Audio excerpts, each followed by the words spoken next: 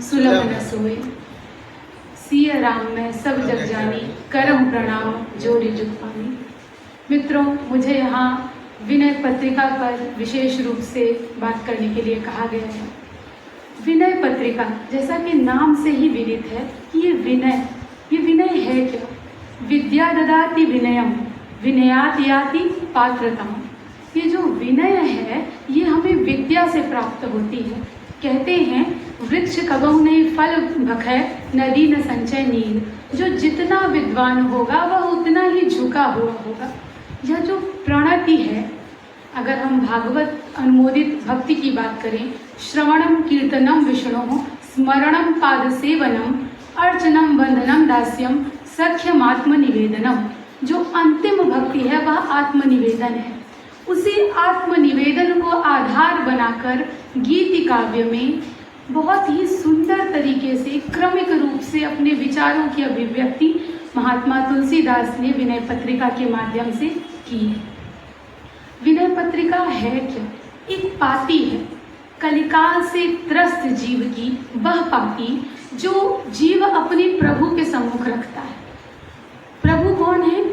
राजाधिराज महाराज श्री राम। और उनके दरबार तक पहुंचना आसान नहीं है, तमाम किस्म की औपचारिकताएं हैं। और तुलसी सा निरीह कैसे पहुंचेगा वहां तक? जिन सुमिरत भयो भांगते, तुलसी तुलसीदास। मित्रों, आपसे तुलसी का पूर्व जीवन, उनका पूर्व पक्ष छिपा हुआ नहीं है। जाना कहो चारि फल चारि ही जनक को समझने वाले तुलसीदास। इस समाज ने, जिसने तुलसीदास के नामकरण का भी कष्ट नहीं किया, राम बोला, पहला वाक्य उन्होंने राम बोला तो उनका नाम राम बोला हो गया।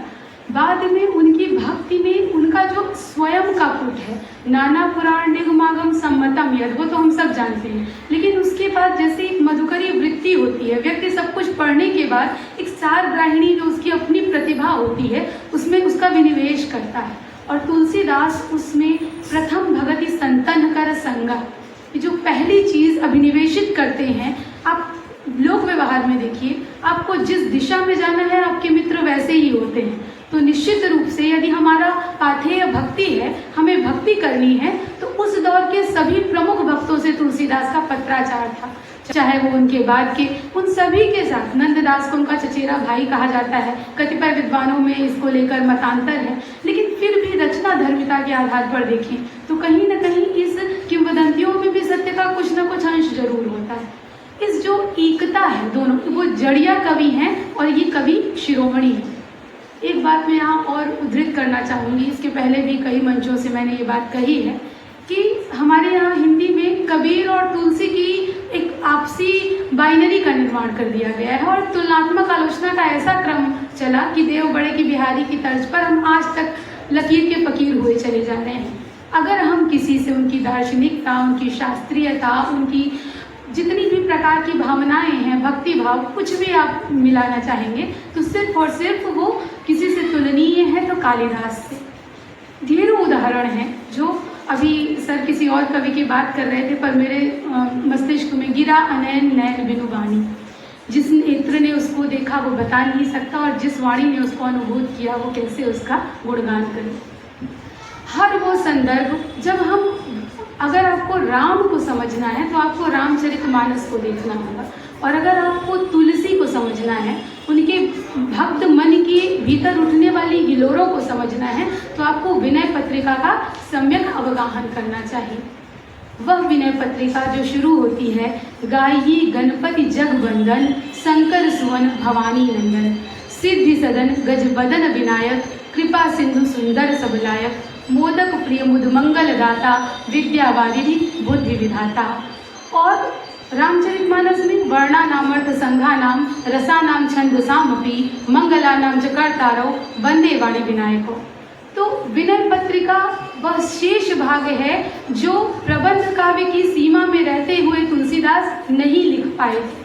प्रबंध काव्य में कथात्मकता की अपनी सीमाएं हैं, वो उस रूप में स्वयं को अभिव्यक्त नहीं कर पाए थे। एक भक्त के मन में क्या दुविधाएं होती हैं भक्ति मार्ग पर चलते हुए। उत्तर कांड में उन्होंने थोड़ा प्रयास किया है ज्ञान और भक्ति के रूपक में, लेकिन दार्शनिकता वहाँ भी हावी है। लेकिन जब वो गीति काव्य में आते हैं, आपको पता है गीति में लयात्मकता, निजीपन, अपनी अनुभूतियों को बहुत ही सहजता के साथ व्यक्त किया जाता है। फिर मधुर कोमल कांत पदावली, तुलसी की जो पदावली है वो ब्रज भाषा में, और ये ब्रज भाषा भी सामान्य ब्रज भाषा नहीं है, इस पर तुलसी की स्पष्ट छाप है। तुलसी की वो छाप क्या है? जो भी आप स्तुति संबंधी पद अगर आप विनय पत्रिका के देखें तो अधिकांशतः संस्कृत निष्ठ मिलेंगे। उसमें तत्सम, तद्भव और तमाम शब्द रचनों का भंडार है। तो ये तुलसी एक खास तरीके से उसको एक दिशा निर्देशित करते हैं। भाषा पर उनका अधिकार है।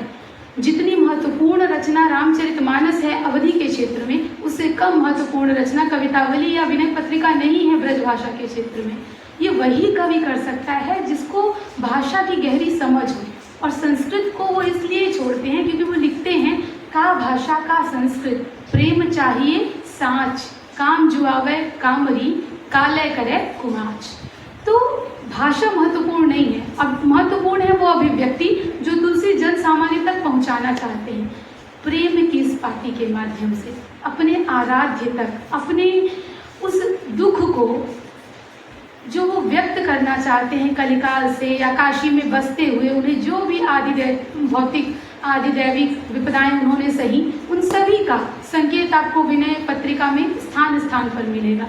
किसी भी कवि की भक्ति को जब हम समझने का प्रयास करें तो उसके उस मूल तक जाएं। आलोचकों द्वारा विभ्रमित किए हुए अर्थ टीकाओं में भी, वियोगी हरि की टीका मुझे सर्वाधिक प्रिय है, यद्यपि ढेरों टीकाएं हुई हैं विनय पत्रिका की, लेकिन सही टीका तक कैसे पहुँचे?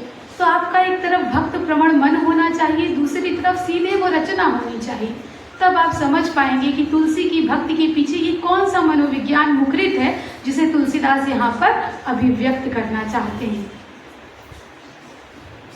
विनय पत्रिका, वो कहते हैं अंतिम रूप से जब वो तमाम देवी देवताओं की स्तुति करते हैं, वो सूर्य देवता की स्तुति करते हैं, वो भैरव की स्तुति करते हैं, शिव पार्वती की स्तुति करते हैं, काशी की और चित्रकूट की महिमा का बखान करते हैं, और ये सब करते हुए दरबार में साहब और मुसाहिबों तक क्रमिक रूप से जाते हैं।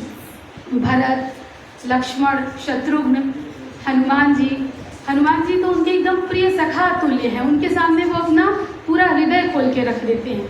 तो इन सब से स्तुति करते हुए अंत में वो जनक नंदिनी सीता से ये इच्छा व्यक्त करते हैं कि हे माता, कृपया अवसर पाकर सुसमय पर मेरी इस पत्रिका का, मेरा ये उल्लेख प्रभु श्री राम से करना।